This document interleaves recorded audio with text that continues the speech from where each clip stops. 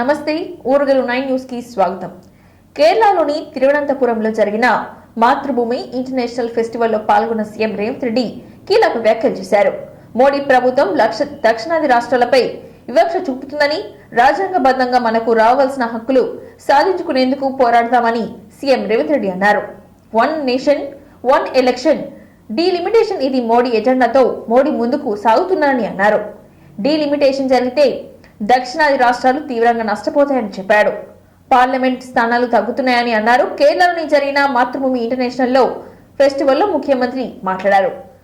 దక్షిణాది రాష్ట్రాల జనాభా నియంత్రణ పాటించడం వల్ల పార్లమెంట్ స్థానాలకు గండుపడే ప్రమాదం ఉందని ఆవేదన వ్యక్తం చేశారు. దీనిపై దక్షిణాది రాష్ట్రాల గలం విప్పాల్సిన సమయం వచ్చిందని అన్నారు. తెలంగాణ పూర్తి స్థాయిలో అభివృద్ధి చెందుతుందని, 1 ట్రిలియన్ ఎకనామీ లక్ష్యంగా కార్యాచరణ ప్రారంభించిందని చెప్పడంతో దిగ్గజ సంస్థలు పెట్టుబడులు పెట్టేందుకు ముందుకు వస్తున్నాయని అన్నారు. 10 ఏళ్లు పాలించిన బీఆర్ఎస్ ప్రభుత్వం 25,000 కోట్ల పెట్టుబడులు తెచ్చిందని అన్నారు.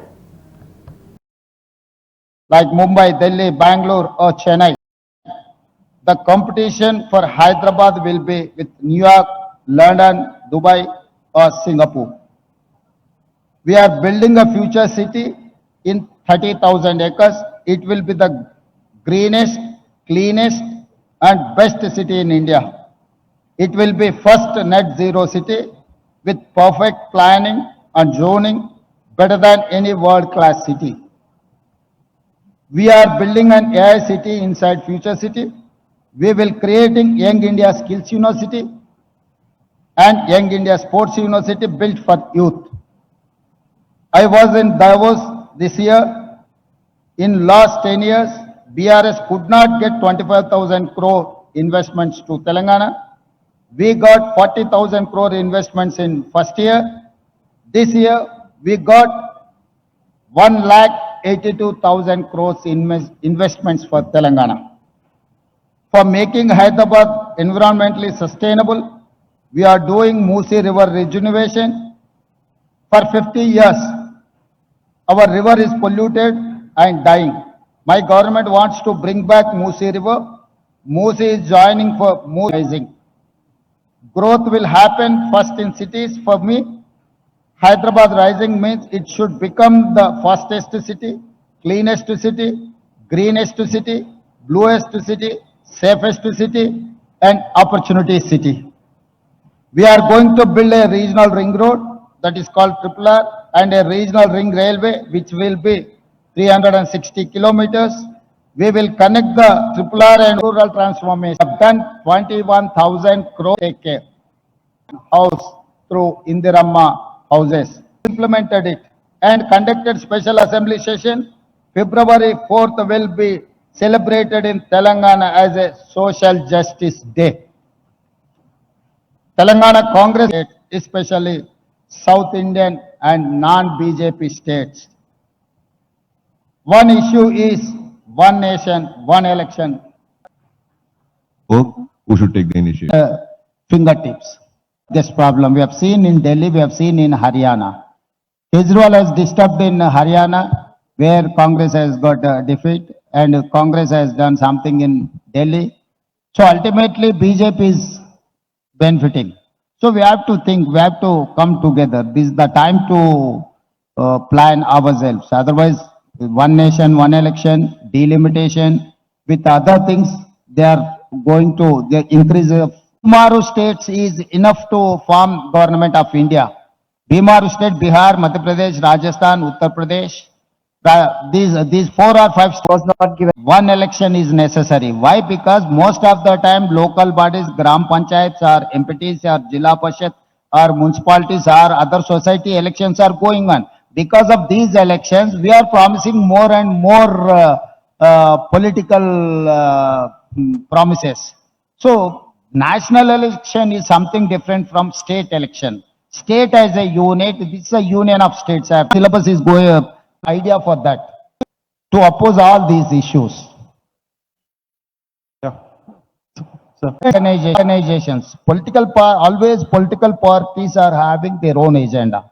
My point is that investments in, to know that your state is enrolled. He has done a lot to Mr. P.V. Narasimha Rao. successors. It is Jaipal Reddy from South, Neelam Sanjeeva Reddy who was President of India, So from South, Congress party has given lot of opportunities. This is the situation, the entire, even Telangana also, BRS versus other parties, other position and opposition. This is the new phenomenon. appeared invincible. After 60 years, we have got Telangana state. Telangana 400 election, whatever municipal election, Jilla Parishad election, any election is there. I think SEs will say something. If you are asking vote, Director of Mathrubhumi to share the Delhi assembly ఫలితాలపై MLA Kadiyam Srihari సంచలన comments చేశారు. ఢిల్లీ ఎన్నికల్లో BJP గెలిస్తే కేటీఆర్ సంతోషపడుతున్నారని, అక్కడ ఆప్ ఓడిపోవడానికి BRS ప్రధాన కారణమని అన్నారు. లిక్కర్ స్కామ్ తోనే ఆప్ పార్టీ ఓడిపోయిందని, దీనికి కారణం బీఆర్ఎస్ తోనే స్నేహం చేయడమని అన్నారు. ఢిల్లీ ఎన్నికల్లో ఆప్ కాంగ్రెస్ పార్టీలు కలిసి పోటీ చేస్తే బాగుండేదని, కేజ్రీవాల్ అతి ఊహించుకొని ఒంటరిగా వెళ్లడంతో ఓటమి చెవిచూశారని కడియం శ్రీహరి విమర్శించారు. రెండు పార్టీలు కలిసి పోటీ చేసి ఉంటే బీజేపీకి అవకాశం ఉండేది కాదని అభిప్రాయపడ్డారు. చెప్పినా గన్పూర్ నియోజకవర్గ పరిధిలోనే ఉంటుంది, అభివృద్ధి చెందుతుందని,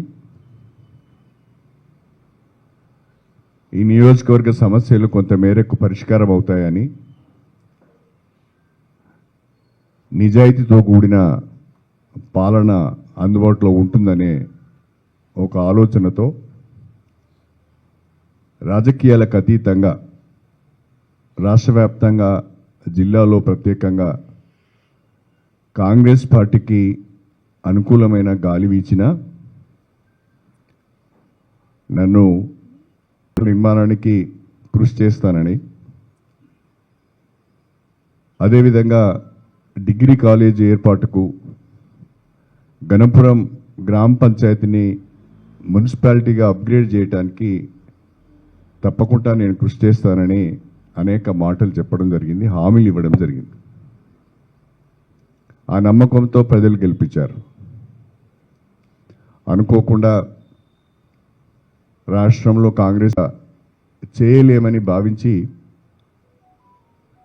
మెజారిటీ కార్యకర్తల అభిప్రాయాల మేరకు కాంగ్రెస్ పార్టీలో చేరడం జరిగింది.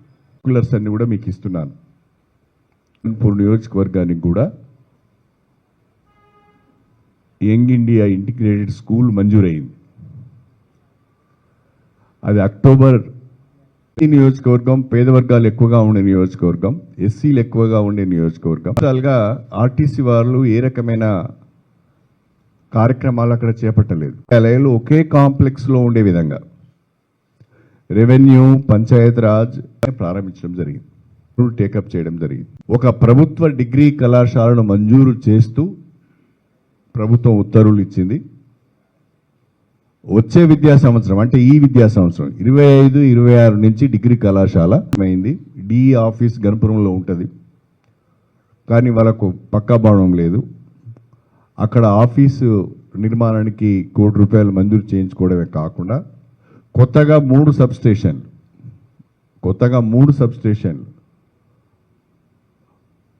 ఒక సబ్ స్టేషన్ నుంచి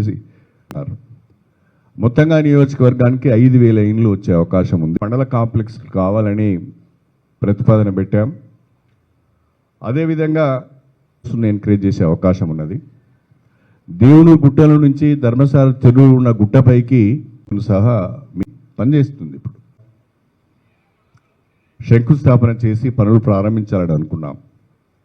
కాకపోతే వరంగల్, ఖమ్మం, నల్గొండ టీచర్ నా ఎజెండా అభివృద్ధి ఎజెండా. స్టేషన్ గన్పూర్ నియోజకవర్గ కూడా పసలేని విమర్శలు కోర్టు తీర్పును స్థిరసావహిస్తాను.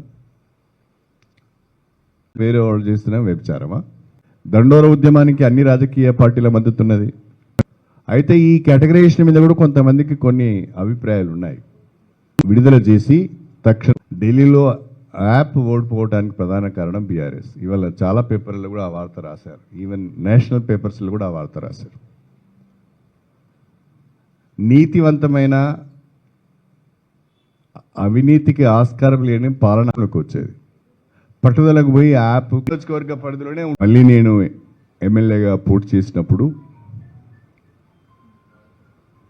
కడియం శ్రీహరి ఎమ్మెల్యేగా ఎన్నికైతే నియోజకవర్గం ఆ ఎన్నికల సందర్భంగా ప్రజలకు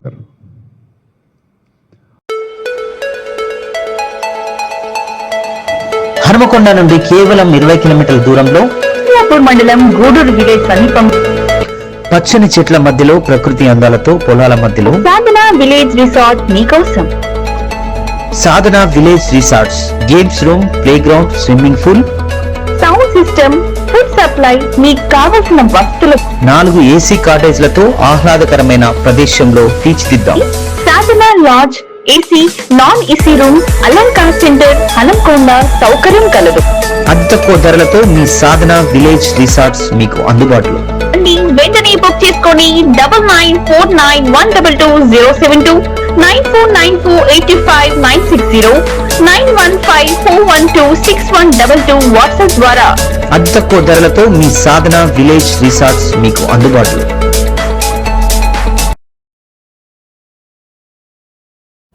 బీఆర్ఎస్ కు చెందిన బీసీ ముఖ్య నేతలతో ఆ పార్టీ కార్యనిర్వాహక అధ్యక్షుడు కేటీఆర్ తెలంగాణ భవన్ లో సమావేశమయ్యారు.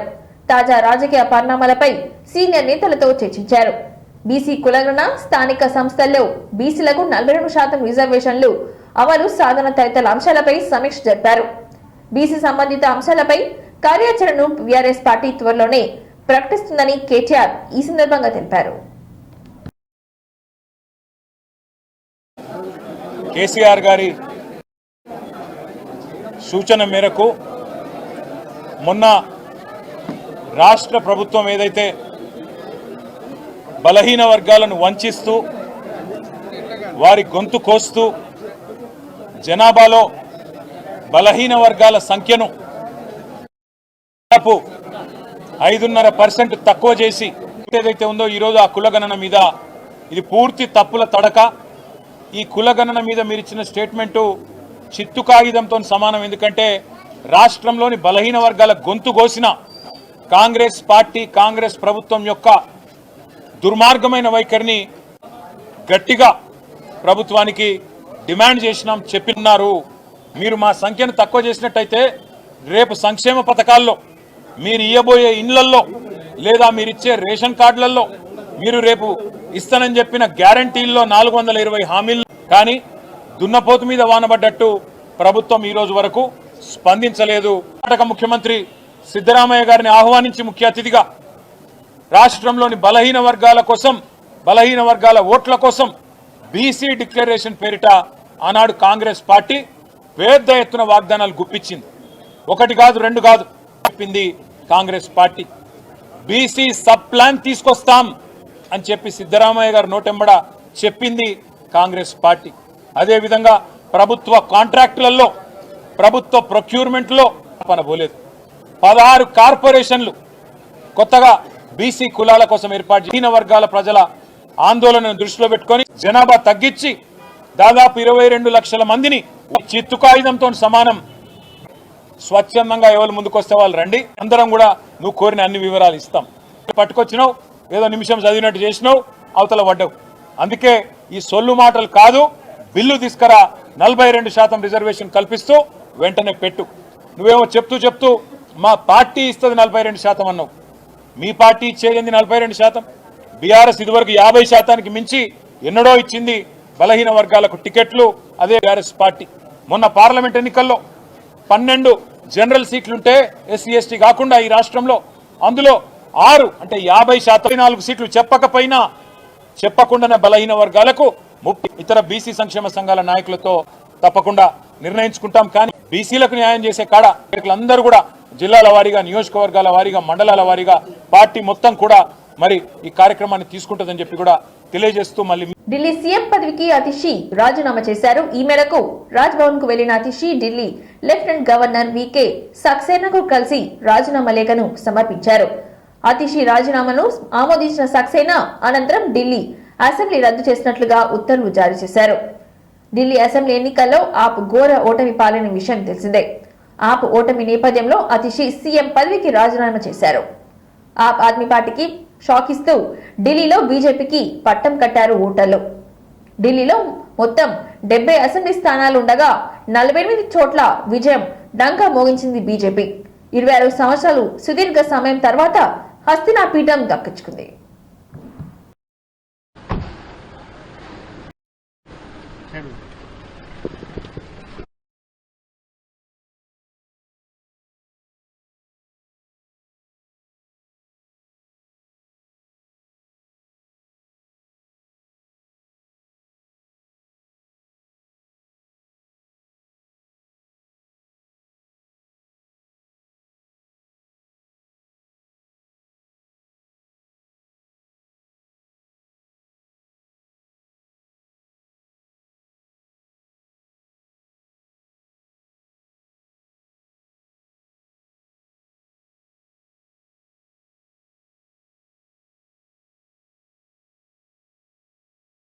కాంగ్రెస్ ప్రభుత్వం రైతులను దగా చేస్తుందని అన్నారు మాజీ మంత్రి హరీష్ రావు.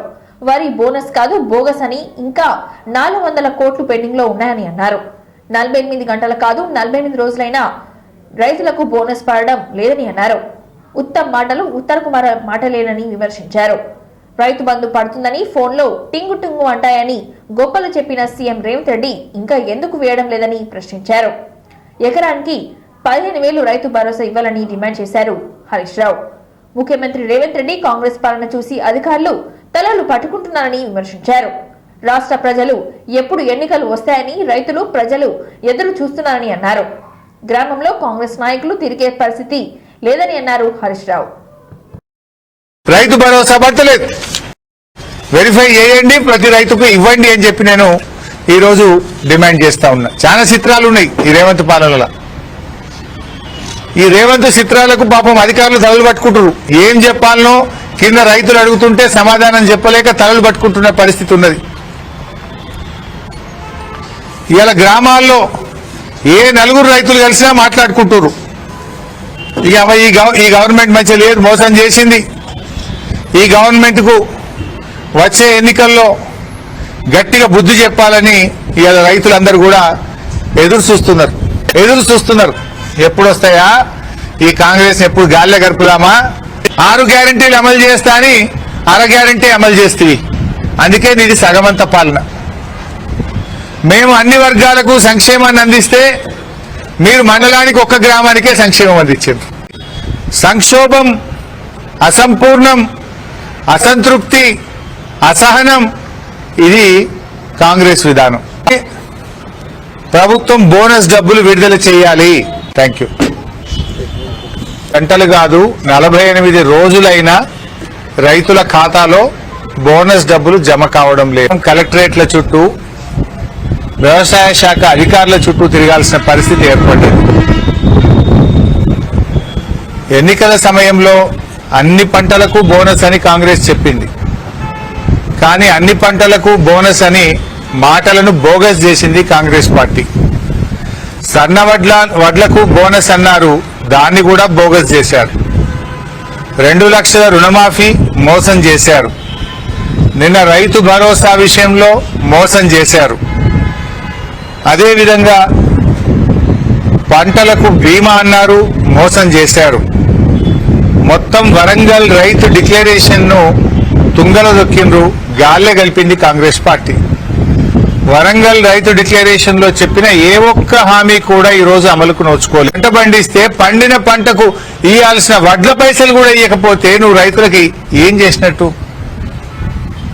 రుణమాఫీ చేయవైతివి, క్రాప్ లోని రానకపాయే రావాలని 3 క్వింటాలే కొంటాం, మరి మిగతా 3 క్వింటాలు ఏడమ్ముకోవాలి? అందులో మద్దతు ధర 7,550 రూపాయలు. కంది రైతుల మీద మీకెందుకు ఇంత కక్ష అని అడుగుతా ఉన్న కాంగ్రెస్. మీరు చేసిన తప్పుకు రైతులు ఎందుకు బలి కావాలి? ఇంతవరకు అనుమతి ఇవ్వడం లేదు. వెరిఫై చేస్తే ఆ రైతుల దగ్గర, మిస్సింగ్ ఫార్మర్స్ దగ్గర నూనెలు వచ్చే పంటలు పండిస్తే దాన్ని ఆదా చేసి, కానీ గ్రౌండ్ నట్ పండించిన రైతులకు కోతలు లేకుండా కూడా వల్లే ఇందులో కూడా కోత.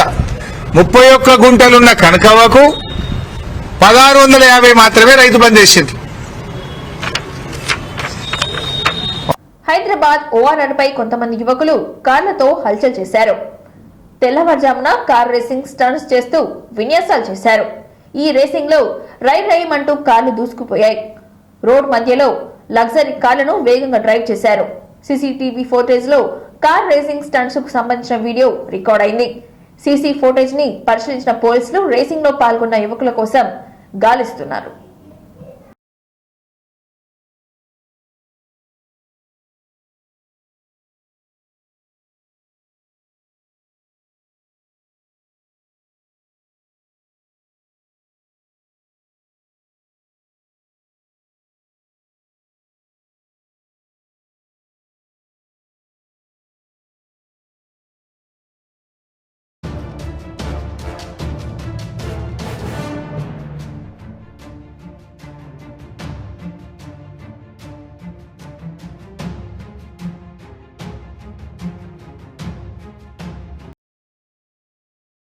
ఇంతటితో ఈ వార్తలు సమాప్తం. మరిన్ని వార్తలతో మళ్ళీ కలుద్దాం. చూస్తూనే ఉండండి ఓర్గలు 9 న్యూస్.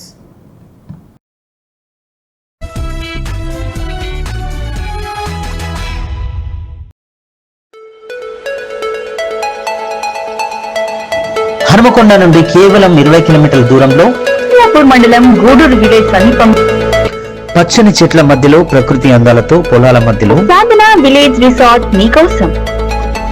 సాధన village resorts, games room, playground, swimming pool, sound system, food supply, మీకు కావలసిన వస్తువులు 4 ఏసీ కాటేజ్లతో ఆహ్లాదకరమైన ప్రదేశంలో తీర్చిదిద్దాం.